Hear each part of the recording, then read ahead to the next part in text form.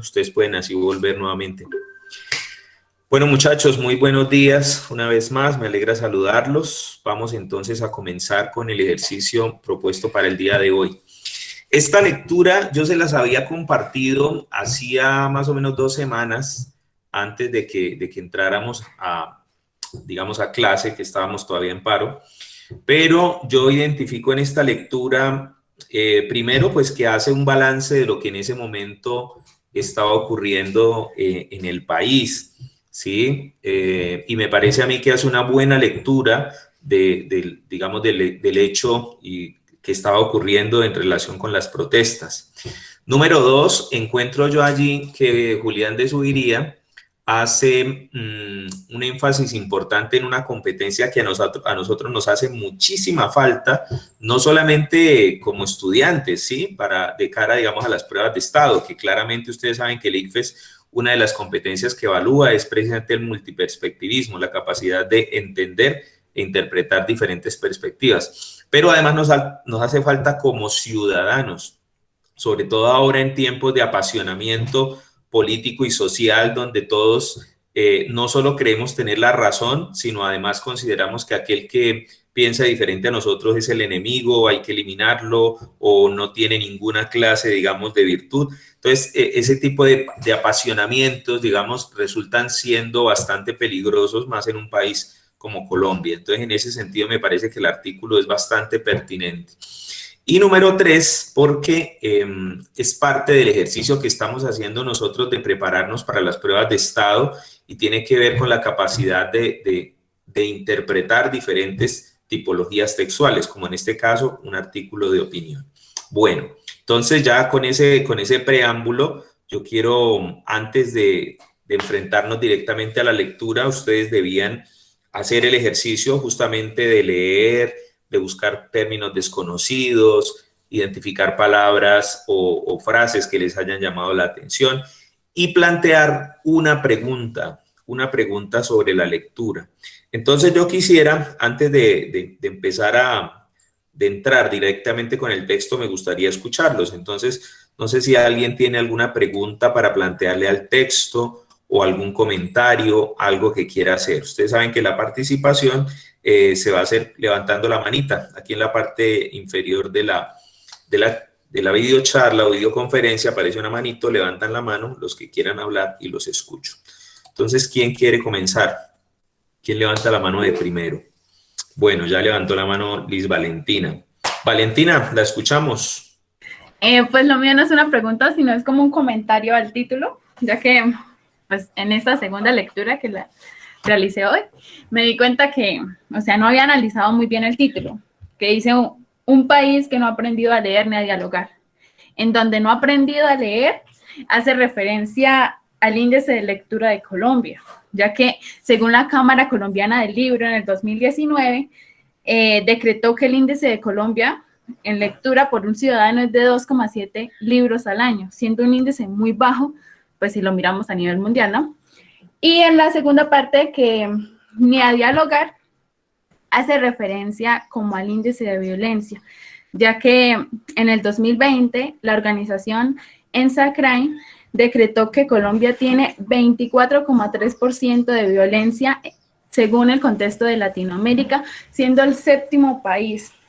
Entonces, como que, no, o sea, antes cuando había entregado el trabajo, no había interpretado como muy bien esa parte, pero ya interpretándola es como que desde ahí ya nos dice las problemáticas que va a tratar el texto. Vale, Liz Valentina, muchas gracias. Sí, señora, usted dice algo interesante también y es que ya había leído el texto y lo volvió a leer, ¿sí?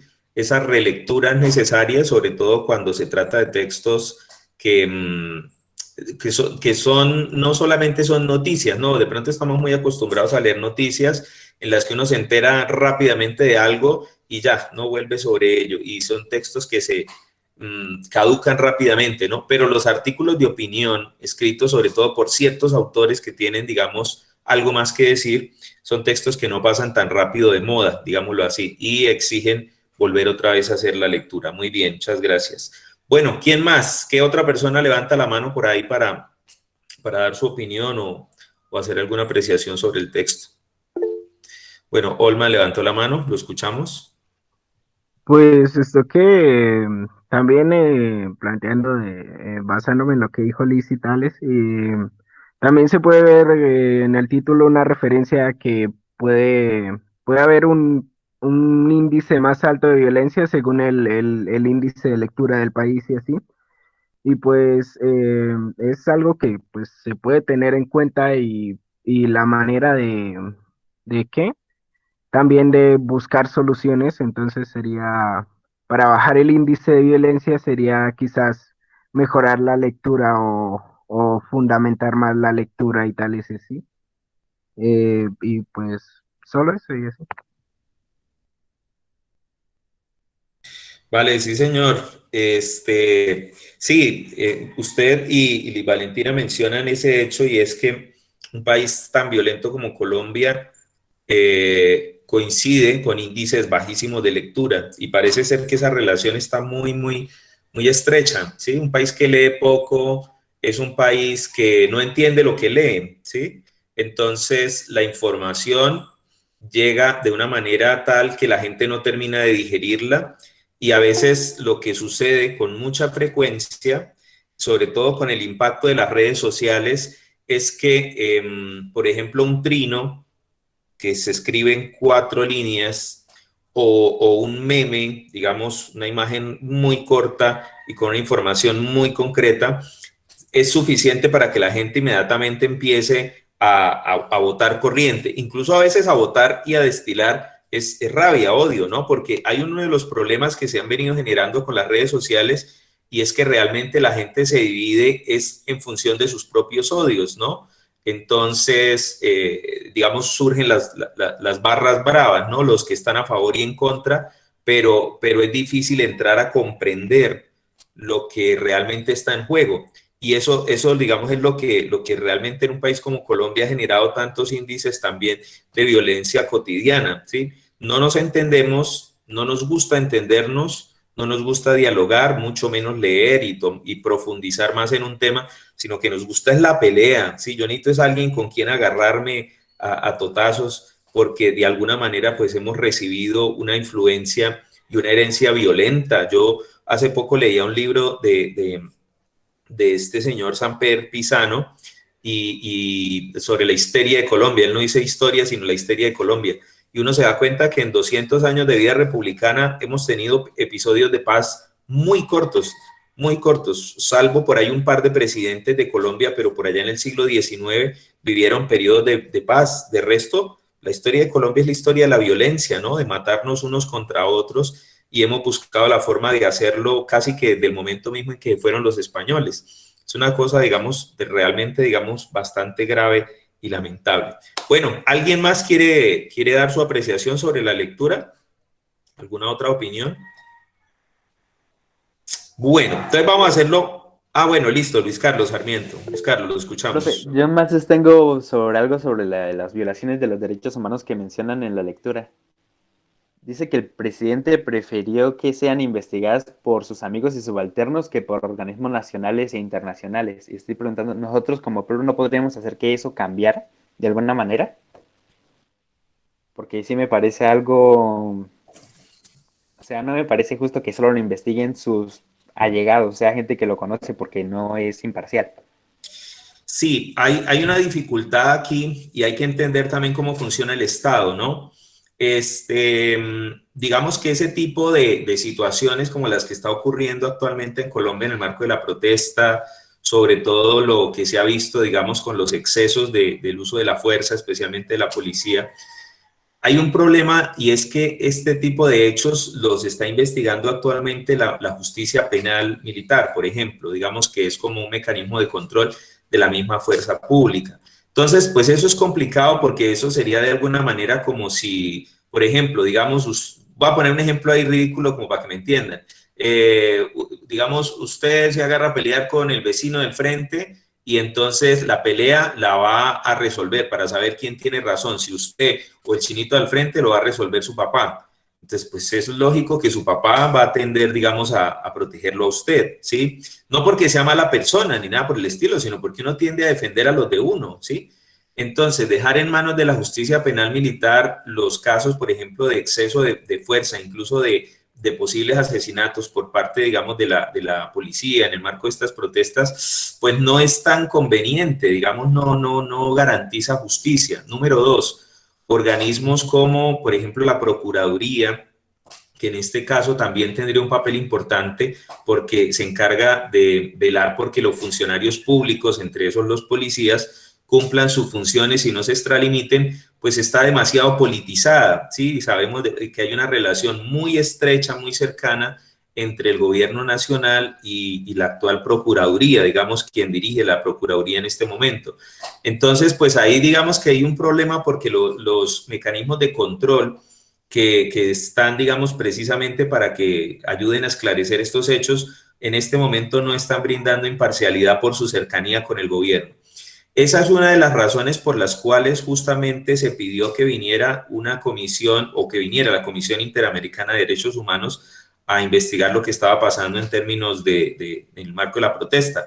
Y eso, pues, en parte por esa situación que usted describe, es decir, ante la, digamos, ¿cómo decirlo? Desconfianza, voy a decirlo en ese sentido. Un poco la desconfianza, digamos, en los órganos de control interno frente a esos hechos, pues se prefirió, digamos, buscar el amparo de una organización que tenga más imparcialidad, más reconocimiento a nivel internacional, como es en este caso la Comisión Interamericana de Derechos Humanos.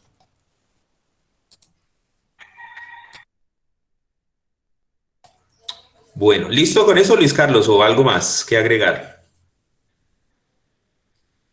No, profe. Con eso ya quedó un poquito más claro. Bueno, yo había visto que Camila había levantado la mano. ¿Sí, Camila? Sí, pero es que no sé cómo redactar esta pregunta. Dígala como le suena. Es que hay una parte del texto que dice, las redes han garantizado que las violencias a los derechos humanos no queden impunes, pero también han aumentado la intolerancia y promovido cientos de noticias que terminan siendo fake news. O sea, ¿qué trata de decir con esa frase? O sea, una conclusión más que sea más como... ¿Me la puedes repetir otra vez, Camila, porfa?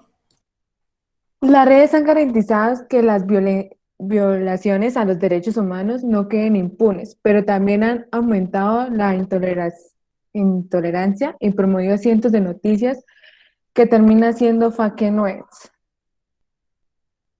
Vale, sí, ya recuerdo lo que decía ahí el texto. Habla sobre las redes sociales. Las redes sociales hoy han tenido un papel positivo y negativo al mismo tiempo, por ejemplo, en el marco de estas protestas sociales que se dieron en Colombia. Lo positivo es que pues ya hoy en día prácticamente todo ciudadano tiene una cámara para registrar cualquier cosa que suceda, ¿sí?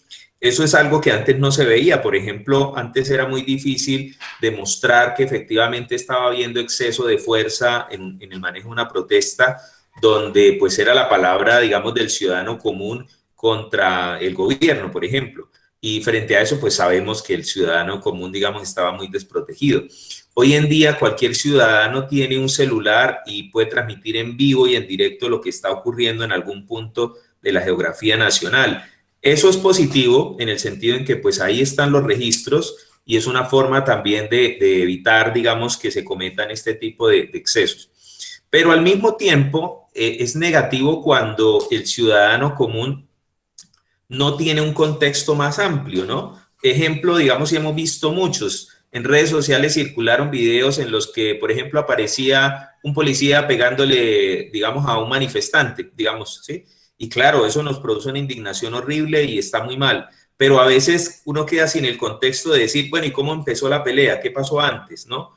Entonces, esa falta de contexto, esa inmediatez de la información, a veces impide, digamos, que uno tenga un panorama completo. Entonces, la gente se queda con los 10 segundos del video que vio en Twitter y empieza inmediatamente eso que usted acaba de mencionar, ¿no? Esos odios salen inmediatamente y ustedes saben que la gente no comenta, sino que insulta inmediatamente, ¿sí? Empieza la cantidad de insultos, de miserables, no sé qué, bueno, es la palabra más corta, digamos, más pequeña que dice. Entonces, claro, eso también genera un problema porque las redes sociales, por un lado, facilitan, digamos, que la gente esté informada, pero por otro lado, dificultan también que podamos entrar en diálogo como tranquilos. Yo, por ejemplo, he optado en redes sociales, sobre todo en Facebook, por a veces no, ni siquiera comentar cosas, ¿no? Porque a veces uno dice, bueno, pero ¿para qué? Si ya la gente empezó a insultar, a tratarse mal, y ahí pues uno como que uno dice, pues ahí el debate racional como que no se puede, porque ya entras en una espiral de violencia en el lenguaje, en el que usted es un tal por cual, no, pero más tal por cual será usted, no, es que usted, y así. Entonces, digamos, al mismo tiempo, lo paradójico de las redes sociales es esa situación. Permite que los ciudadanos estén más informados y que puedan informar, pero al mismo tiempo, digamos, facilita que haya mayor violencia, incluso, digamos, en las redes. Bueno, por ahí veo que André y Alejandro tienen la mano levantada y después Olman va a hacer una contrapregunta o no sé. Bueno, entonces escuchamos así en ese orden, André y luego Olman.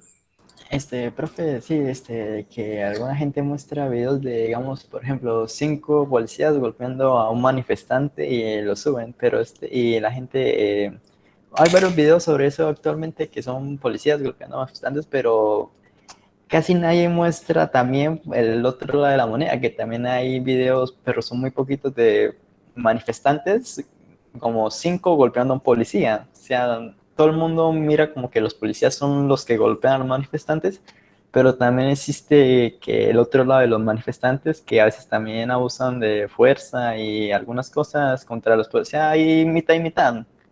Pero más que todo, actualmente solo muestran que los policías golpean a los demás, más. No sé si eso era lo que quería comentar. Ah, ok, sí, señor. Sí, a eso me refería yo, digamos, sacar una imagen de contexto pierde lo que pasó antes y lo que pasó después, ¿no? O sea, se ve solamente, digamos, la inmediatez del momento. Bueno, había levantado la mano Olman y creo que después levantó la mano otra vez Luis Carlos. Olman, lo escucho.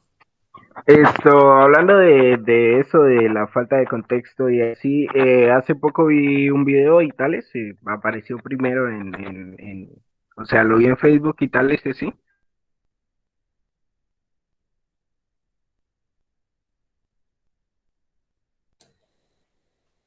No lo escuchamos, Olman. Creo que se perdió la voz. Oh, Ya, otra vez, maldito. que no lo escuchamos, Olman. Si quiere, repítanos otra vez que no lo pudimos escuchar. Es que bueno, hace poco vi un video en Facebook en donde aparecía tipo un auto destruido y tales y así, entonces pues alguien pasando por ahí dijo como de, o sea, lo estaba grabando y dijo como de estos manifestantes y tales que están haciendo vandalismo y que no sé qué, pobre persona, y le dañaron su auto y que no sé qué, y así, desde ahí. Y entonces, pues ahí aparecía en los comentarios, así como en mucha gente, pues, diciendo muchas ofensas y tales a los manifestantes y tales y así. Y después, un poco tiempo después, alguien que había grabado momentos antes, desde una distancia, pues, más alejada y tales, se veía como los manifestantes estaban, pues, en una marcha pacífica y así desde y el auto que apareció dañado, pues había arremetido contra uno de ellos y así, y lo había atropellado y tales. Y entonces, por eso la persona que se había llevado el carro y así pues había, pues le había roto los vidrios y tales y así y eso, y entonces, pues ese fuera de contexto siempre es un gran problema y así. Y también de que pues como no tenemos tendencia a buscar otras fuentes y tales, pues nos quedamos con las fuentes más rápidas y tales, y nos quedamos con las fuentes que creemos seguras y así, por ejemplo, hay mucha gente que no se busca los noticieros que más ven y que más consumen y así a diario, y pues quizás son noticieros que solo muestran una parte de la historia y tales, y entonces ellos se quedan con esa parte de la historia y así y pues comienzan a hablar de la parte que creen que es verdad y así. Claro, bueno, Olman yo creo que hizo un muy buen análisis de precisamente de ese hecho que nos cuenta y además prácticamente ese es el tema, digamos, de la lectura que estamos haciendo.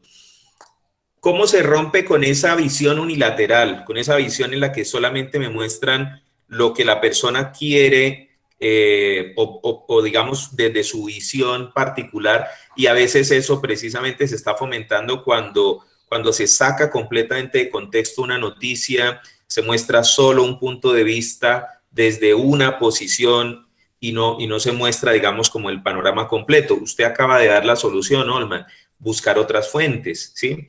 Yo acabo de recibir este video en el que se muestra a un grupo de policías maltratando, digamos, a un muchacho. Sería bueno mirar si hay otras personas que tuvieron de pronto una mirada anterior de cómo empezó el conflicto para verlo completo, ¿sí? No quiere decir, ojo con eso, esto no quiere decir que es una justificación, ¿no? Porque yo vi un video en el que había un grupo de policías, por lo menos unos 6 policías golpeando a un muchacho, y al parecer, pues claro, antes el muchacho, digamos, se ha enfrentado con los policías y la gente decía, ah, pero es que mire lo que pasó antes. Yo decía, sí, claro, o sea, no estoy diciendo que los policías de pronto agarraron al muchacho y ya empezaron a pegarle porque sí, pero 6 policías golpeando a un muchacho en el piso, bueno, eso es, aquí en cualquier lugar del mundo es exceso de fuerza, ¿sí? Entonces, claro, o sea, está, número uno, buscar otras fuentes de información, Olman lo acaba de decir, no quedarse con solo una visión o con lo que muestra solamente un periódico. Hay otros periódicos y otras, digamos, fuentes de información que podrían ayudarme a complementar la mirada, ¿cierto? Ese es un punto importante. Bueno, aquí voy a escuchar a alguien que no he escuchado y ya les doy la palabra a los otros compañeros que ya la pidieron. Creo que estaba en el orden Luis Carlos, André, pero entonces voy a escuchar primero a Michelle, Carol Michelle, Luis Carlos, André y Valentina. ¿Listo? Carol Michelle, la escucho. Profe, lo que usted estaba diciendo de que buscaron otras fuentes, pues, o sea, sí, pero por ejemplo hay veces que lo contradice, o sea, como que lo pierde mucho a uno porque en algunas fuentes dice, por ejemplo, algo, por ejemplo, en el texto me llamó mucho la atención que dice que en el periódico del país de Cali decían que los indígenas agredieron a los habitantes del sur de Cali, y en otras fuentes decía que los civiles armados disparaban a indígenas de eso. Entonces, como que uno queda ahí como perdido, uno no sabe cuál es la verdad, sin... O sea, sí, tiene uno muchas posibilidades y no sabe uno como cuál es en sí creer. Vale, Carol Michelle, sí señora, ahorita le contesto esa pregunta. Quiero escuchar primero los comentarios de Luis Carlos, Andrei, Valentina y ya le contesto a Michelle. Profe, quería decir que yo sí me he dado cuenta de cómo las personas se enfrentan, porque en Facebook yo estoy en un montonazo de grupos en una cuenta secundaria que tengo sobre noticias. Y a veces veo como en unas partes suben un video completo y en otras recortado de cierta manera para beneficio de la página. Y empiezo a ver que los que vieron el video completo se empiezan a discutir con los que vieron solo la mitad del video y empezaron a insultar, y ahí empiezan unos a confrontarse con los otros. Y también eso que decía Olman de buscar más fuentes, es más complicado ya que el algoritmo de la mayoría de las redes sociales no lo ayuda a uno, porque si uno empieza a ver cosas que están recortadas y son falsas, el algoritmo empieza a analizar y le va a empezar a mandar más de eso, entonces se vuelve más difícil de usted enterarse de otros puntos de vista. Simplemente le va a mostrar el suyo una vez y usted, aunque siga indagando, le va a mostrar lo que usted ya vio antes. Y también es divertido ver cómo a veces empiezan unas 2 personas a pelear y van llegando más y cada uno empieza a escoger su bando. Y después hay otra que llega y no está de acuerdo con ninguno de los dos y crea un bando más y empiezan a pelearse a diestra y siniestra, con insultos y todo. Sí, señor, ese es un fenómeno muy recurrente. Bueno, Andrei. Profe, pues, lo que yo quería decir es que nosotros como seres humanos, nosotros nos quedamos y creemos con lo primero que encontramos. O sea, lo primero que encontramos, si nos pareció bien, nos gustó, nos quedamos con eso y nos aferramos y no buscamos otras alternativas sobre las situaciones, y así es como se crean los conflictos, porque pues yo vi esto primero y pues a mí me pareció bien, y aunque no sea verdad, yo como fue lo primero que vi, lo que me agradó, me quedo firmemente en que eso es lo que la verdad. Y no buscamos otra alternativa a los problemas o situaciones que se presentan. Sí, señor, tiene razón usted. Bueno, Valentina. Bueno, yo iba a hacer como un comentario de lo que me llamó la atención en el texto que dice, abro comillas, adicionalmente, el gobierno de Duque no se cansa de estigmatizar la protesta e insiste en el número de policías heridos y de locales robados, pero guarda total silencio ante las 3.405 denuncias que se han presentado por violaciones de derechos humanos por parte de la fuerza pública, temblores mayo 27 del 2021, cierro comillas. Pues personalmente me parece una grave falta de respeto, ya que, o sea, colocan a las personas de cierto rango crucial y a las otras debajo de esta, es decir, vuelve la pirámide social. Y, o sea, me parece que, sí, pues sí, es claro, o sea, es bueno que informen a la gente sobre lo que está pasando, sobre cierto vandalismo, pero, o sea, también sobrepasan algunos medios y solo como que es solo vandalismo las marchas que se han hecho, pero, o sea, no hablan mucho de lo de las denuncias que han hecho de violaciones de derechos humanos. Y pues en la Constitución Política de Colombia de 1991, que es la vigente, dice que abro comilla, todas las personas nacen libres e iguales ante la ley, recibirán la misma protección y trato de las autoridades y gozarán de los mismos derechos, libertades y oportunidades sin ninguna discriminación por raza, sexo, origen nacional, familiar o lengua, religión, opinión pública o filosófica. Pero, o sea, si en la Constitución dice eso, ¿por qué no lo cumplen? ¿Por qué no se toma de igual importancia, o sea, las violaciones que se hacen a los policías y a los locales con las personas muertas por la Guardia Civil, por la Guardia? Entonces, como que es un desequilibrio, o sea, no están cumpliendo la Constitución política, pero ellos como que no pagan porque no la cumplen y los civiles sí. Vale, Liz Valentina, muchas gracias. Voy a empezar con eso que usted está diciendo y paso a darle el comentario a Carol Michelle. Efectivamente, Colombia es un país muy polarizado, esa es la realidad. Y yo creo que parte del problema que se ha generado en Colombia es que esa polarización ha sido utilizada, especialmente en época de campaña, para que, como decía por ahí un líder político en Colombia, la gente vota emberracada, ¿no? Vota emberracada, y eso es un problema porque nos hemos acostumbrado, digamos, a vivir en un país en el que vemos al otro como el enemigo y fácilmente, digamos, esa espiral de violencia nos ha llevado a lo que hoy vemos, ¿no? Un país en el que invivible, o sea, prácticamente nos hemos convertido, cada vez más nos hemos convertido en un país en el que no se puede vivir. Y no se puede vivir no porque no tengamos recursos económicos, no porque no haya, sino porque realmente entre nosotros mismos como colombianos se ha hecho invivible, digamos, la convivencia. Eso es un problema porque ya usted lo acaba de mencionar. Tristemente incluso se mira los mismos hechos con dos ojos, ¿no? Entonces, para quienes defienden, digamos, al gobierno, los manifestantes son unos vándalos y son ellos, digamos, los responsables de todo, y entonces, digamos, a ellos se les culpa absolutamente de todo. Y se llega incluso a justificar cualquier hecho de violencia contra ellos porque ellos son los malos, ¿sí? Pero del otro lado pasa exactamente lo mismo para quienes solamente, digamos, defienden, digamos, a quienes protestan y están radicalmente en contra, digamos, del gobierno. Incluso los hechos o sea, la policía es la responsable de todo lo que está pasando y entonces cualquier hecho de violencia contra la policía está justificado. Bueno, creo que el texto lo menciona, pero voy a mencionarlo de una vez. Por ejemplo, cuando ocurrieron, digamos, la escena que vimos grotesca de grupos de civiles en Cali disparándole a los indígenas, ahí inmediatamente se ve esa situación, ¿no?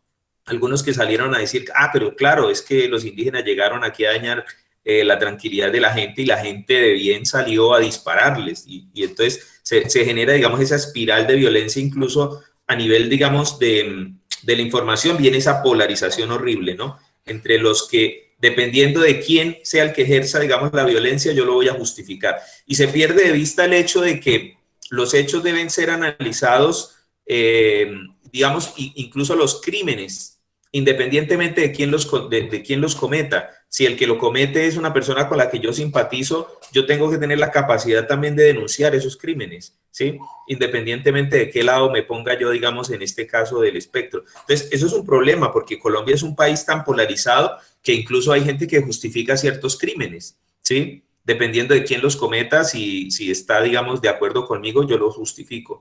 Y segundo, para contestarle también a Carol Michelle, pues Michelle, precisamente eso que usted menciona, por esa confusión tan horrible que hay hoy, digamos, en tanta cantidad de información, es que son importantes estas clases, ¿sí? Va a sonar chistoso, pero es así, porque aquí sí tenemos la oportunidad de analizar con tranquilidad, en un ambiente de respeto, en un ambiente académico, justamente, digamos, este tipo de situaciones y de hechos. Contrario de pronto a la opinión de algunas personas que dicen que pues no debemos hacer esto en clase porque supuestamente los profesores vamos a influir, digamos, en el pensamiento de ustedes. A mí me parece que es todo lo contrario. Estas clases permiten justamente que ustedes entiendan que el mundo no es a blanco y negro. El mundo no es a blanco y negro, o sea, no es, el mundo no se divide, digamos, entre los rojos y los azules, o no se divide entre uribistas y petristas, o sí me hago entender, o sea, el mundo no es así de sencillo. El mundo es una gama de grises y en buena medida el hecho de que aprendamos, como lo vamos a hacer aquí, a analizar diferentes perspectivas, no quiere decir que necesariamente uno tenga, digamos, que tomar partido o que yo pretenda, digamos, que ustedes tomen partido por la opinión mía. Es más, yo les compartí el artículo que vamos a leer hoy, pese a que yo no comparto todo lo que dice Zuviría, ¿sí? Eso también hay que decirlo, o sea, yo no comparto completamente el enfoque que él tiene, pero me parece que también es un acto, digamos, ¿cómo le digo yo?, de honestidad intelectual. Yo no tengo por qué compartir solamente la información de personas que piensan como yo, eso sí sería, digamos, sesgado. No, y no se trata de eso, se trata precisamente de buscar entender las perspectivas de los demás. Yo puedo entender y debo entender la perspectiva de alguien que piensa diferente a mí, sin que yo tenga que compartir su pensamiento, pero es mi obligación entender por qué piensa de esa manera. Yo creo que ahí es donde nosotros hemos fallado y donde los medios de comunicación tradicionales han fallado también. O sea, Colombia es un país en el que tenemos que caber todos. A mí me parece que eso es algo que tenemos que superar y sobre todo a raíz de esto que está pasando. O sea, porque a veces pareciéramos dos países en guerra. Uno dice, bueno, es una cosa rarísima. O sea, Colombia se está convirtiendo, como les digo, en un lugar inviable, invivible por la mismo problema de convivencia social. Entonces, eso es algo que se debe superar. Entonces, Michelle, yo lo que creo es que precisamente gracias a estas clases que hemos tenido, tenemos la oportunidad de entender que, primero, necesitamos empezar a buscar más fuentes de información. Ya Luis Carlos nos decía, pero cuidado porque la inteligencia artificial en Google es complicadísima y después de que usted empieza a buscar ciertas cosas, digamos, ellos van guardando memoria de qué es lo que usted quiere y pretenden saber qué es lo que usted quiere buscar, ¿no? Eso es otra cosa chistosísima. Google lo anticipa uno en todo, ¿no? Entonces ya pone uno cierta palabra y él ya supone que uno está buscando eso, entonces le sigue buscando por ese lado. Es necesario empezar a buscar fuentes, pero fíjese que el mismo texto nos da una idea. Yo quisiera compartirles la lectura y ahí vamos charlando, no importa, ahí vamos de todos modos comentando más cositas, pero es que la lectura le va a uno guiando esa pregunta que hace Michelle, que me parece tan interesante, precisamente con el ejercicio que estamos haciendo acá, pues nos podemos ir guiando. ¿Me confirman, por favor, si ya se está viendo el texto? Sí, señor. Bueno, primero que todo, tengo que recordarles que esto tiene un propósito en los estándares, ¿no? Los estándares de ciencias sociales de undécimo grado, de undécimo dicen, comprendo que el ejercicio político es el resultado de esfuerzos por resolver conflictos y tensiones que surgen en las relaciones de poder entre los estados y en el interior de ellos mismos. Que prácticamente pareciera que este estándar fue hecho para la realidad nacional de este momento. Y el desarrollo de compromisos personales y sociales y qué más, respeto a diferentes posturas frente a los fenómenos sociales, que es básicamente lo que estamos haciendo aquí. Bueno, texto de Julián de Zuviría, que es el director del Instituto Merani en Bogotá, que se llama Un país que no ha aprendido a leer ni a dialogar. Dice así: Vivimos en un país que no ha aprendido a dialogar. Lo que está pasando con el paro nacional es un buen ejemplo. Lo triste es que mientras esto siga así, seguirán muriendo los jóvenes en las calles y los bloqueos impedirán que se trasladen las personas y que circulen los alimentos y los bienes. El periódico El País de Cali tituló en primera plana el día 9 de mayo, indígenas agredieron a habitantes del sur de Cali. El encabezado ratifica la misma idea. Los residentes acusan a los indígenas de atacarlos. 6 horas antes, El País de España, uno de los más reconocidos de habla hispana, titulaba de manera totalmente opuesta: civiles armados disparan a indígenas y el caos se apodera de Cali. Cuando subí a redes sociales un trino destacando la manera como los dos periódicos interpretaban los mismos hechos, el jurista y columnista Rodrigo Updimni comentó con agudeza: son dos países viendo dos países. Tenía toda la razón. Bueno, voy a detenerme ahí un momento para hacer dos comentarios. El primero, precisamente eso que estamos diciendo.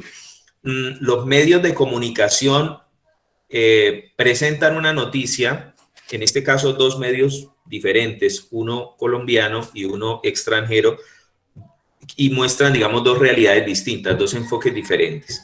Incluso la forma de Zuviría también mencionó en otro artículo cómo cuando uno lee ese encabezado y dice indígenas atacan a pobladores en Cali o a ciudadanos, creo que utiliza la expresión ciudadanos de Cali, lo que uno se pregunta es, venga, ¿los indígenas no son ciudadanos?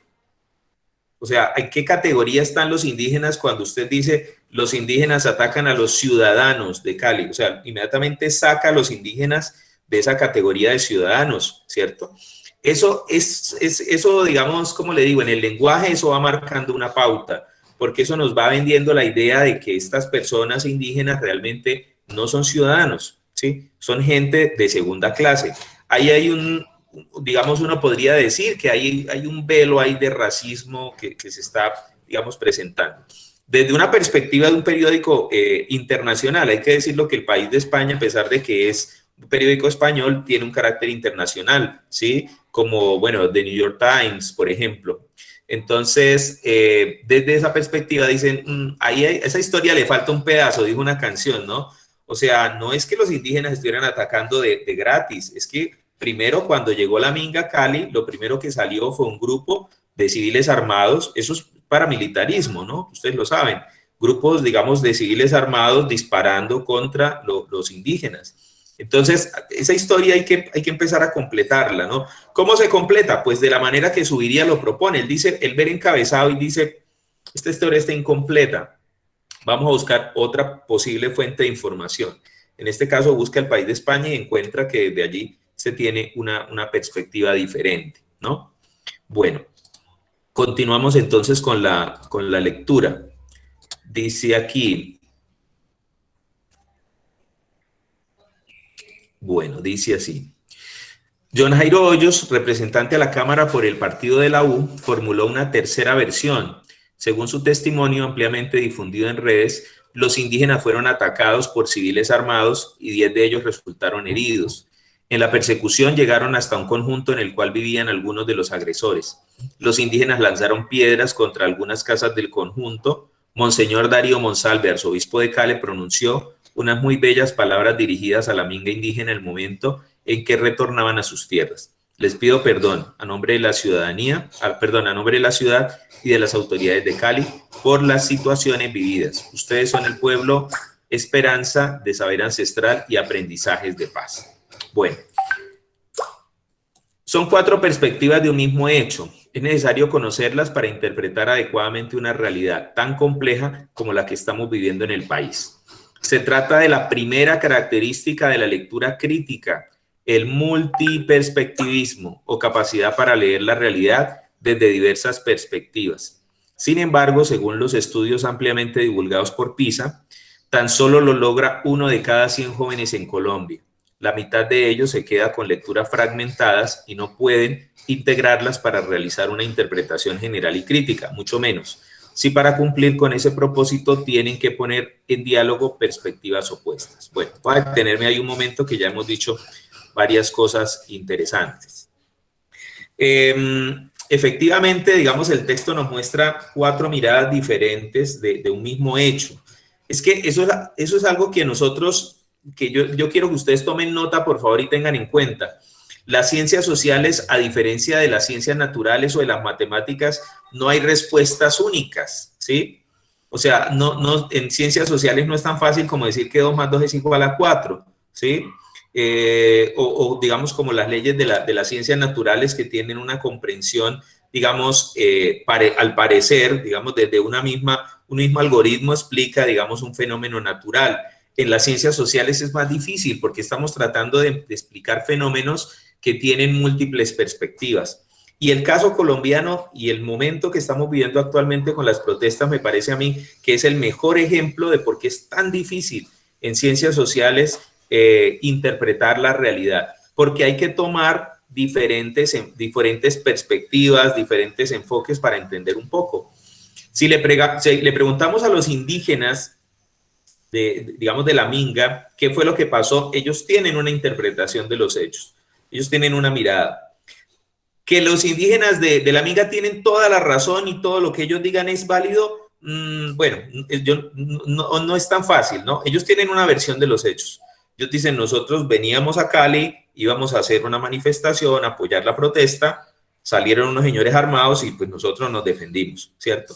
Bueno, está la otra perspectiva también de la gente que digamos que de alguna manera sintió que esto representaba una amenaza para ellos, y está la perspectiva hay que decirlo así, porque se habla mucho del vandalismo, digamos, de los muchachos que salen a quemar, digamos, buses en Transmilenio, y eso es vandalismo aquí en cualquier parte del mundo. Eso o sea, es delincuencial, no se puede, digamos, defender ese tipo de cosas.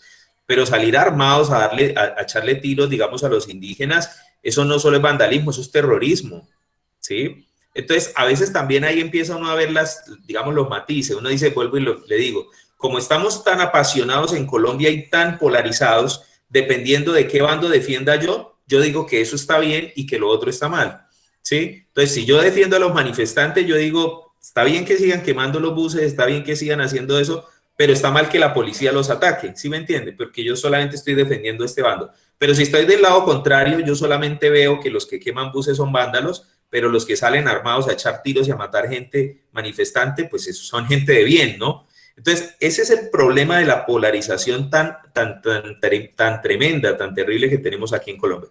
Pero además, Julián de Zuviría llega al meollo del asunto, que es la razón, digamos, por la que yo quise traer este texto a colación. Y es que este es un momento para poner en juego esa competencia que exige las pruebas internacionales, la prueba PISA, la prueba Saber, el multiperspectivismo, la capacidad de comprender diferentes perspectivas. Eso no quiere decir que yo esté completamente de acuerdo con los indígenas, que esté completamente de acuerdo con los manifestantes o que esté completamente de acuerdo con el gobierno, pero yo sí tengo que tratar de comprender la perspectiva de todos ellos para poder hacerme una idea más completa de lo que está pasando.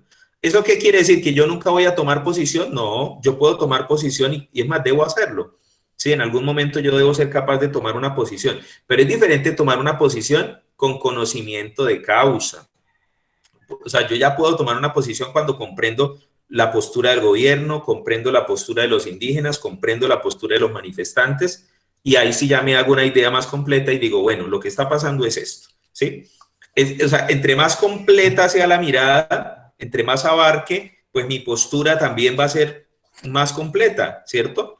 No quiere decir que todos tengamos que ponernos de acuerdo siempre, pero por lo menos tenemos una mirada más amplia que me permite entender dónde me paro yo y qué es lo que yo estoy planteando. Bueno, ¿hasta ahí hay alguna duda, algún comentario con eso que yo he dicho? ¿O podemos seguir? No, señor. Bueno, sigamos entonces. Y ahí van surgiendo las dudas. Entonces, dice así: no hay duda, el gobierno Duque se ha quedado con una lectura fragmentada del paro. Una y otra vez reitera los hechos de vandalismo, los incendios, la destrucción de estaciones del transporte público y de entidades bancarias. Todo eso es grave y es cierto. Sin embargo, no podemos reducir el paro a los actos vandálicos, los incendios y la posible infiltración de minúsculos grupos guerrilleros actuales.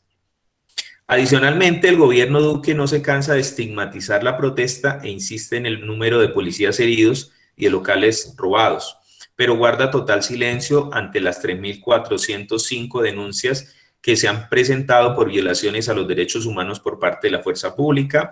Fuente: Temblores, mayo 27 del 2021.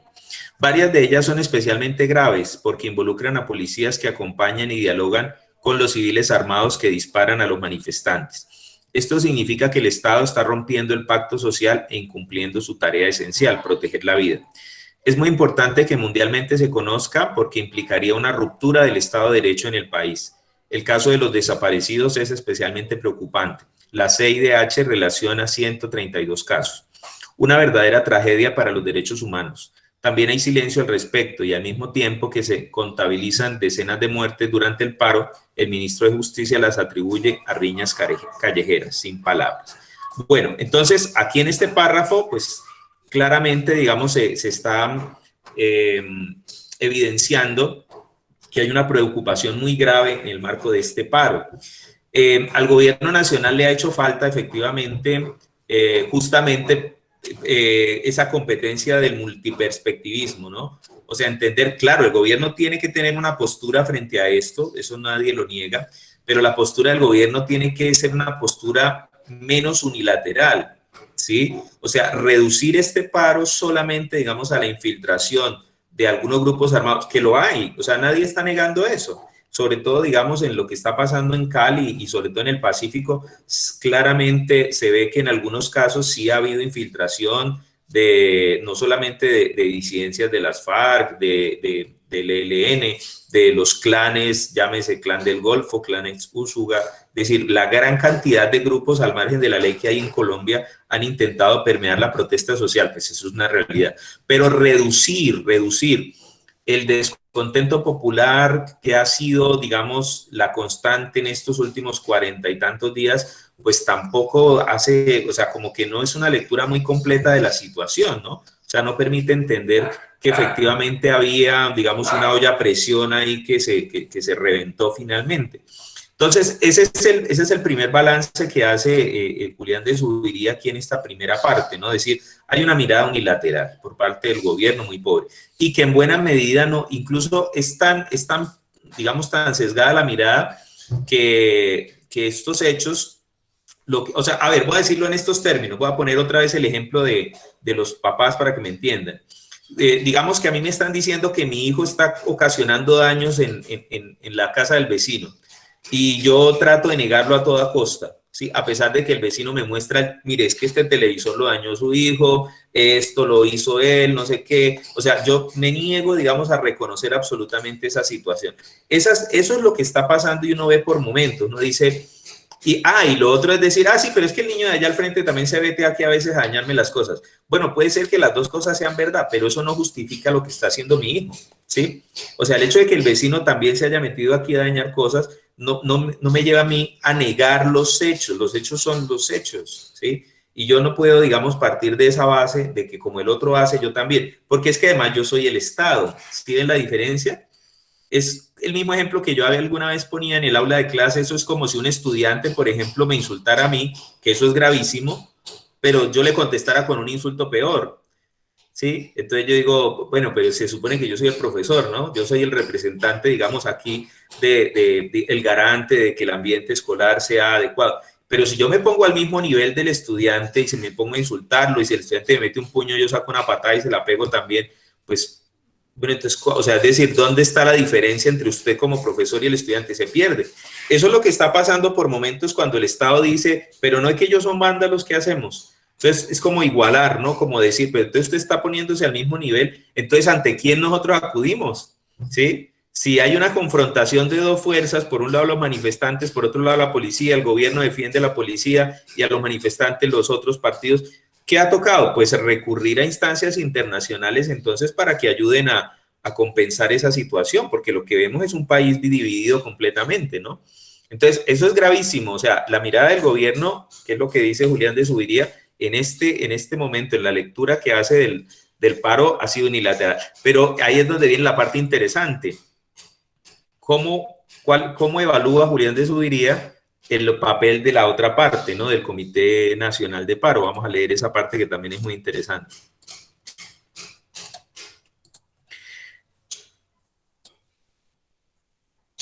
Dice así: el gobierno sabe que el 84% de los jóvenes en el país están a favor del paro y que el 91% tiene una imagen desfavorable del presidente.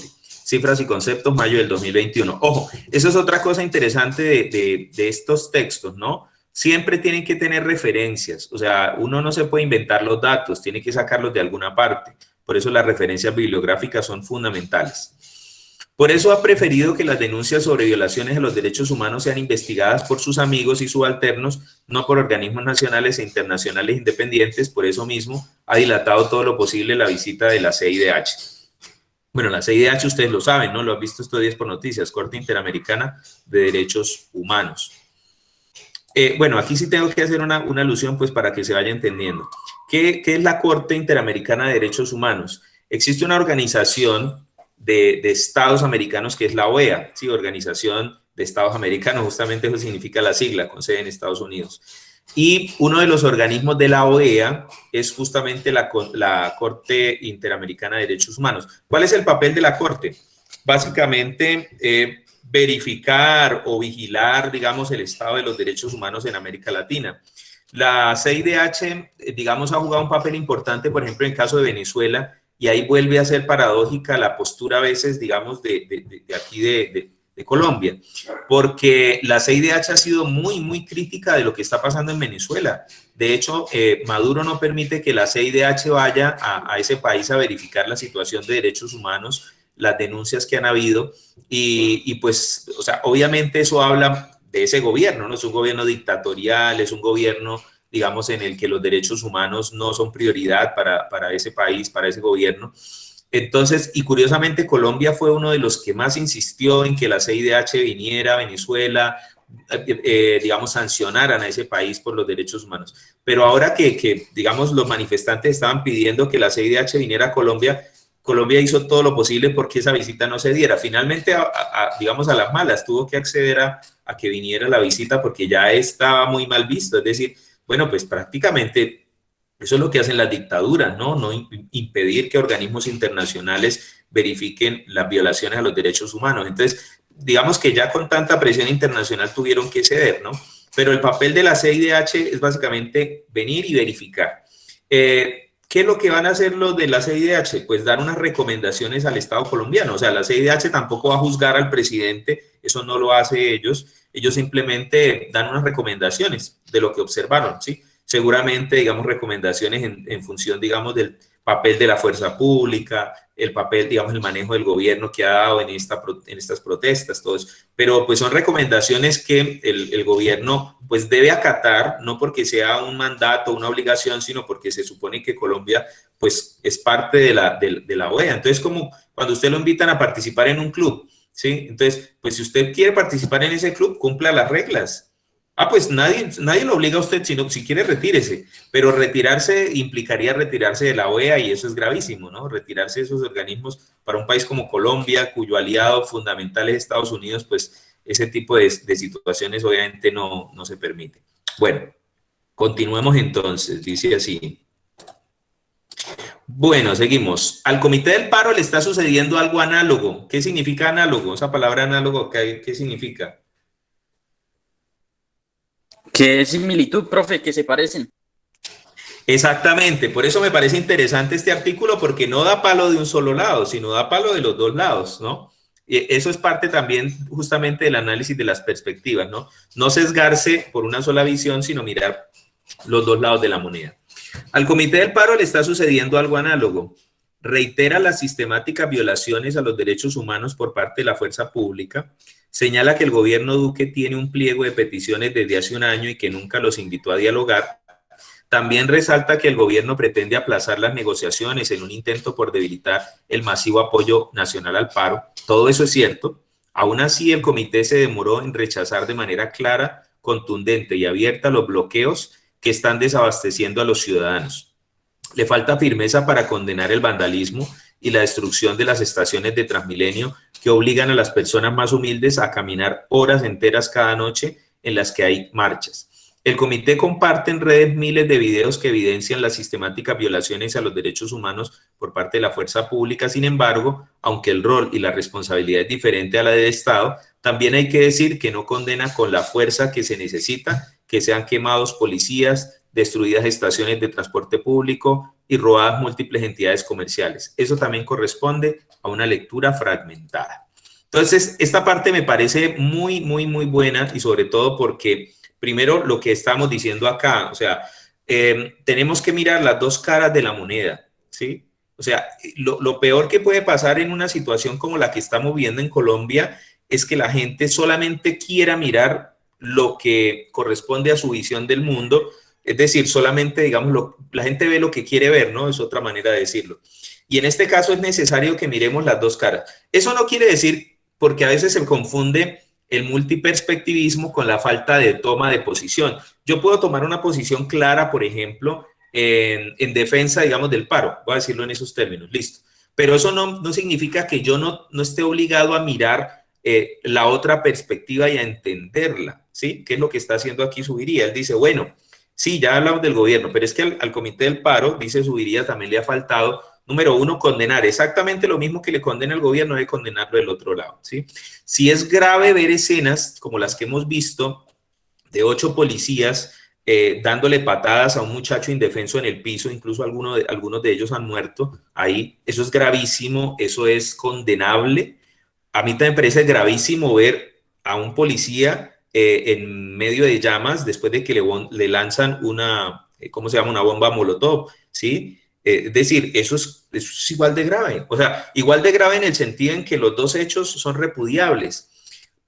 Eso no significa que sean iguales, ojo, en el sentido en que se supone que el Estado es el garante de defender los derechos, ¿sí? O sea, y él dice muy claramente, no igualemos responsabilidades. Claramente la responsabilidad del Estado es muchísimo mayor, y el hecho de que el Estado cometa ese tipo de crímenes, pues hace que sea todavía el doble de grave.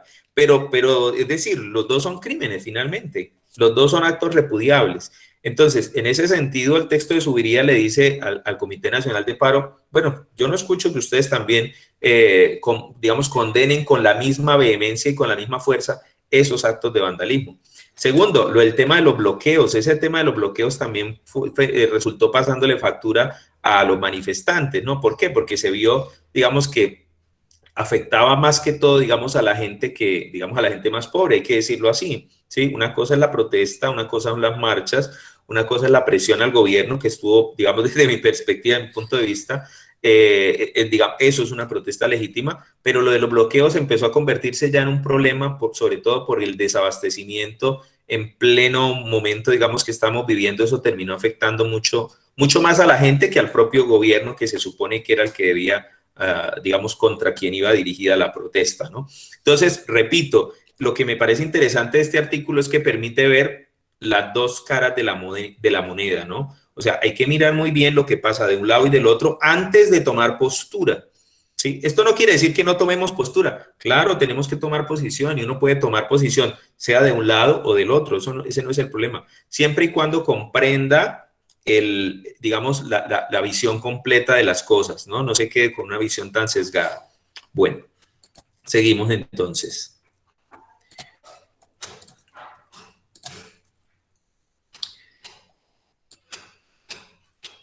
Dice así, entonces, bueno, el Comité del Paro, ya, esta lo leímos. Chan, chan, chan, chan. Las redes han garantizado que las violaciones a los derechos humanos no queden impunes, pero también han aumentado la intolerancia y promovidos cientos de noticias que terminan siendo fake news, ¿no? Sabemos lo que es fake news, noticias falsas que han sido creadas para generar de un lado y del otro el ánimo de la gente. Leemos exclusivamente a quienes piensan igual que nosotros. Ojo, ese es un error. Al tiempo que bloqueamos a quienes tienen ideas diferentes. Eso limita las perspectivas y favorece el pensamiento único, las bodegas de pensamiento y las visiones dogmáticas y sectarias. Bueno, ¿se entiende eso de qué son bodegas? No. ¿Alguien sabe a qué se refiere eso de las bodegas? ¿No?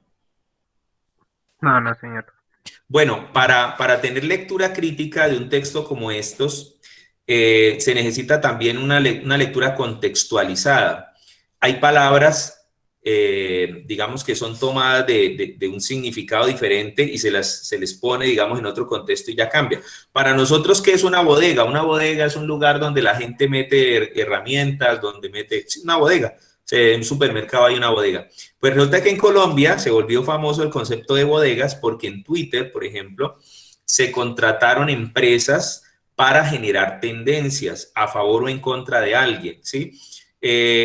Cuando vino, digamos, la campaña en contra del plebiscito, digamos, por la paz, se generó un fenómeno que después se le vino a llamar bodegas, ¿sí? Y es que se pagó digamos, expertos electrónicos para que generaran perfiles falsos en contra, digamos, en ese momento del proceso de paz. Y entonces uno veía Twitter lleno de tendencias de gente diciendo estamos en contra, que no sé qué, el país se va a volver catrochavista, etcétera, etcétera. Entonces, ese fenómeno, digamos, de generar tendencias en redes sociales a favor o en contra de algo, dependiendo de los intereses, digamos, del momento, a eso se le llaman bodegas. Y sobre todo esas bodegas son expertas en crear noticias falsas, fake news, ¿sí? Las noticias falsas son peligrosísimas, sobre todo porque a veces tienen la intención de favorecer ciertos intereses. Y a veces hay que decirlo, detrás de eso lo que hay es mucho dinero, ¿no? O sea, quien ostenta, digamos, el poder quiere mantenerlo y entonces necesita desprestigiar al contrario. Hay una película, voy a recomendarles una película, pues, ahorita se las comparto en el grupo, que se llama La dictadura perfecta. Es una película mexicana que habla muy bien de cómo ha sido ese manejo, digamos, de las noticias falsas, sensacionalistas que ayudan a crear opinión en la sociedad. Vale, entonces, esto para que entendamos de qué se trata eso, ¿no? Esa visión unilateral, ver solamente una parte de los hechos. Bueno, seguimos. Estanislao Zuleta, 1984, advertía claramente este problema cuando en su hermoso elogio de la dificultad decía: no se puede respetar el pensamiento del otro, tomarlo seriamente en consideración, someterlo a sus consecuencias, ejercer sobre él una crítica válida también en principio para el pensamiento propio, cuando se habla desde la verdad misma, cuando creemos que la verdad habla por nuestra boca, porque entonces el pensamiento del otro solo puede ser error o mala fe. Una vez más, la única opción que tenemos como sociedad es mejorar la calidad de la educación que brindan las escuelas, los medios masivos de comunicación, los políticos y las familias. Necesitamos colegios que enseñen a leer utilizando diversidad de fuentes y perspectivas. Es lo que hacen los mejores maestros, pero falta que lo generalicemos en todos los colegios del país. Asimismo, necesitamos medios de comunicación que investiguen, confronten perspectivas diversas de las noticias e inviten a debates argumentados. La gran mayoría no cumple con estas condiciones. Un caso extremo lo constituye la nueva revista Semana. Durante décadas fue un ejemplo de prensa libre, investigativa, rigurosa e independiente, y hoy es ejemplo una revista cuyo consejo editorial defiende los intereses electorales del partido de gobierno. La silla vacía le pasó el detector de mentiras a un trino del ministro de Defensa que atribuyó a la fuerza pública la creación de corredores humanitarios en el Valle. La revista encontró que era un fake news porque la entrada de los vehículos a Cali se había dado gracias a una mesa de diálogo con los manifestantes. Necesitamos más diálogos regionales, más presencia de las iglesias y las alcaldías. Tiene razón la ONU al invitarnos a defender el diálogo y la vida en Colombia. En la misma línea, los 17 embajadores de la Unión Europea de Colombia respaldaron el diálogo y la negociación como única vía para una salida sostenible a la crisis. Por el contrario, el partido de gobierno insiste en reforzar la autoridad y la militarización. Necesitamos fortalecer nuestra frágil democracia. A mediano plazo, un primer paso es invitar a los jóvenes a participar de manera masiva en las próximas elecciones. Al fin y al cabo, las protestas en las calles no elegirán a los gobiernos que necesitamos para construir un país que les plantee alternativas para su futuro, que consolide la paz y en el que participemos todos. Mientras esos días llegan, el clamor hoy es para que el gobierno permita el ingreso de la CIDH a Colombia e inicie las negociaciones. También el llamado es para que el Comité del Paro invite a levantar de manera inmediata todos los bloqueos en el país, sin excepción. La vida de miles de ciudadanos sigue en riesgo. En la primera noche que entró el rigor del decreto de militarización, murieron 13 jóvenes en Cali, 13 vidas perdidas en primavera. La pregunta de Bob Dylan de Blowing in the Wind es pertinente en estos momentos en nuestro país. ¿Y cuántas muertes harán falta para que entienda que ya han muerto demasiados? La respuesta, amigo mío, vuela en el viento. Bueno, ese es el texto ya leído completamente. Como les dije, pues fue un texto que a mí me llamó mucho la atención desde el principio porque claramente me parece a mí que puede ser, como efectivamente lo fue, motivo de discusión en esta clase. Bueno, ahora sí, ya faltan 5 minutos para el acuerdo que hicimos de salir a las 10 de la mañana. Ahora quiero escucharlos a ustedes. ¿Qué conclusión sacan de esta sesión? ¿Cómo les pareció? ¿Qué comentarios finales quieren hacer? Entonces, los escucho. Empecemos por Michael Marín. Bueno, profe, pues, yo quisiera dar un comentario, ¿no? Esto que ahí en el texto decía que las mesas de diálogo, pues yo digo que para llegar a las mesas de diálogo, hay a veces que, pues, las marchas pacíficas, pues, funcionan y todo, sí, pero muchas veces esas marchas pacíficas terminan en vandalismo y en bloqueos, ¿no? Y por ejemplo, en Cali, o sea, pues, yo no sé, ¿no? Pues lo que yo veía, las mesas de diálogo, pues como que no se veían así mucho, ¿no? Entonces cuando en Cali ya comenzaron a haber caos, destrucción y todo eso, profe, entonces ahí sí ya le tomaron como cosa seria, ¿no? Y ahí sí ya llegaron a la mesa de diálogo para alzar el paro y el bloqueo, ¿no? Y yo digo, pues que el vandalismo, pues, no es una justificación, ¿no? Pero que muchas veces sí se necesita. O como los bloqueos, por ejemplo, los bloqueos, pues hay veces que la gente dice, no, un bloqueo que lo puede afectar a uno, pero si usted pone a mirar, esto afecta mucho la economía, ¿no? Por ejemplo, para Cali, la Asociación de Camioneros y los indígenas, la minga indígena, hicieron el bloqueo, ¿no? Y los que más estuvieron afectados fue como Ipiales y Popayán. Y ya, profe, esa sería pues como mi opinión.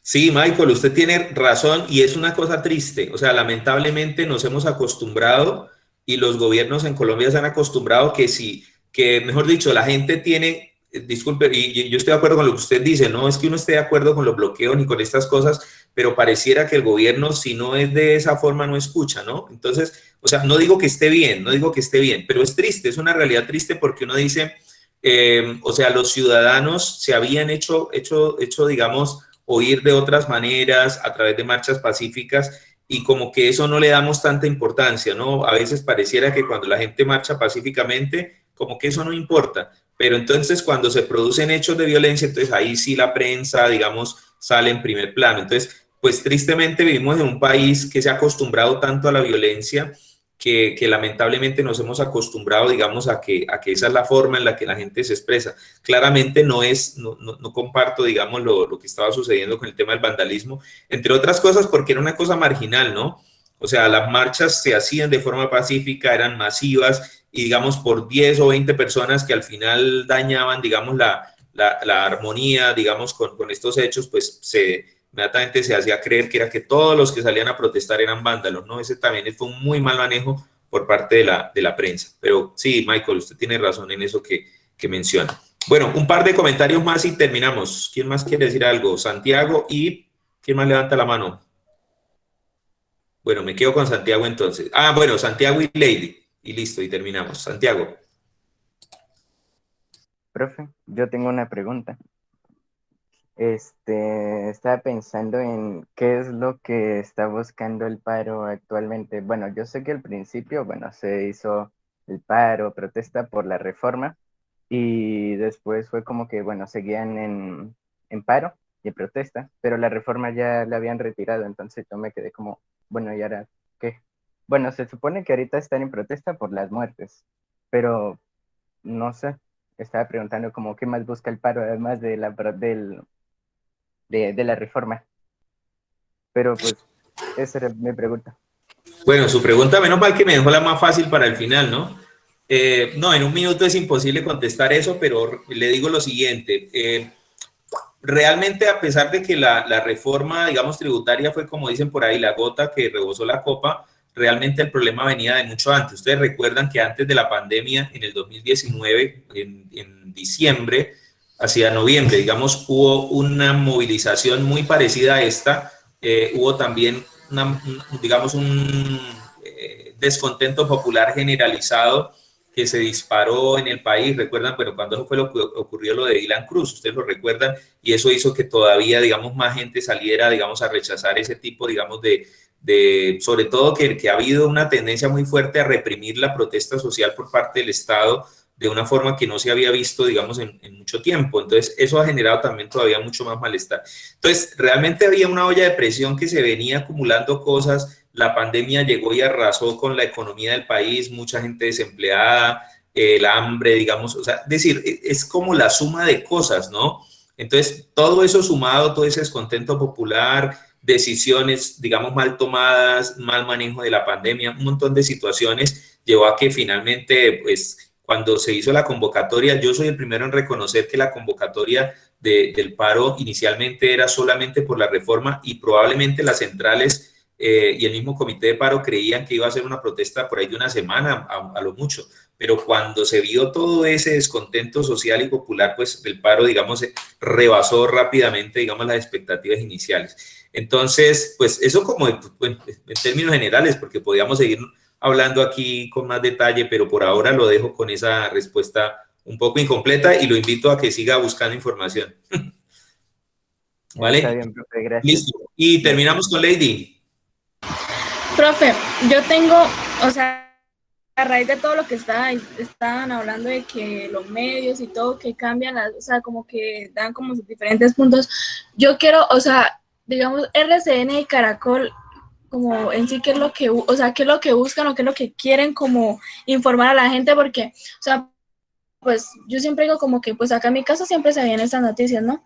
Pero a raíz de todo lo del paro y eso, pues me doy cuenta de que dicen como muchas cosas que no son realidad. Entonces, pues, o sea, no sé, no, o sea, hay cosas que uno pues dice, bueno, sí, pero entonces como que tapan mucho y pues sí, como que hay cosas que no son realidad, entonces ahí me doy cuenta como que esas noticias no... Sí, le entiendo, Lady. Mire, yo le voy a hacer dos invitaciones. Número uno, lo que hemos estado hablando acá, hay que buscar otras fuentes de información. O sea, es decir, no está mal ver RCN y Caracol, pero lo que está mal es solo ver RCN y Caracol, eso sí está mal. Hay que buscar otras fuentes, confrontar, digamos, con otros medios de comunicación. A mí me gusta, digamos, si es por mis preferencias, digamos, yo prefiero ver Noticias 1, ¿no? La Red Independiente, de pronto es otra visión un poquito más completa. O sea, es decir, es otra manera, digamos, de ver, otro enfoque. A mí me gusta más, es un tema de gustos también un poco. Y pues la idea también es que busquemos otras, cada vez vayamos mirando otras fuentes de información. Lo otro es entender qué son los grandes medios de comunicación, ¿no? O sea, la gente a veces pierde de vista que un canal de televisión es una empresa. Por ejemplo, a propósito del caso, y me disculpan que de pronto, bueno, les estoy robando unos minutos del acuerdo que hicimos, pero no puedo dejar pasarlo. Me pareció bellísimo el gesto que hizo ayer, creo, estos días, Cristiano Ronaldo en redes sociales, salió cuando agarra las dos botellas de Coca-Cola y las quita y dice, no, mire, hay que tomar esa agua. Me pareció bellísimo por varias cosas. Número uno, porque definitivamente hay una campaña mundial de los padres de familia, sobre todo, para evitar que los niños sigan consumiendo ese tipo de bebidas que lo único que están ocasionando realmente son enfermedades. Cada vez que uno se toma una gaseosa, no solo Coca-Cola, Postobón, cualquiera, la que ustedes quieran, está consumiendo una gran cantidad de azúcar que el cuerpo no necesita y está generando problemas de diabetes y otras cosas en la gente. Entonces, ¿por qué menciono eso? Porque pues ustedes saben que una empresa, digamos, como Postobón, en el caso colombiano, pues dueña de uno de los medios de comunicación del país. Entonces, pues eso no es gratuito. O sea, es decir, eso no es gratuito. Son empresas que obviamente pues viven de la publicidad y estas cosas. Entonces, no seamos tan inocentes también cuando veamos noticieros. O sea, entendamos que un noticiero de los grandes medios de comunicación pues son empresas y hay empresas que financian ese producto, esa existencia de ese producto. Y pues obvio ellos no van a mostrar, digamos, una realidad como con tanta independencia como lo harían otros medios que de pronto no tienen esos compromisos económicos con esas grandes empresas. Entonces, en ese sentido también es una invitación a no ser tan ingenuos, ¿no? No ser tan ingenuos y reconocer esa realidad y buscar otras fuentes de información. ¿Listo? Bueno. Muchachos, ahora sí, ya son las 10:35, hicimos un acuerdo para que ustedes salieran ahorita a receso antes de la de las 2 últimas horas de clase. Entonces, bueno, pues yo me disfruté bastante esta sesión, no sé ustedes. Sí, profe, estuvo chévere. Vale. Bueno, la idea es entonces que sigamos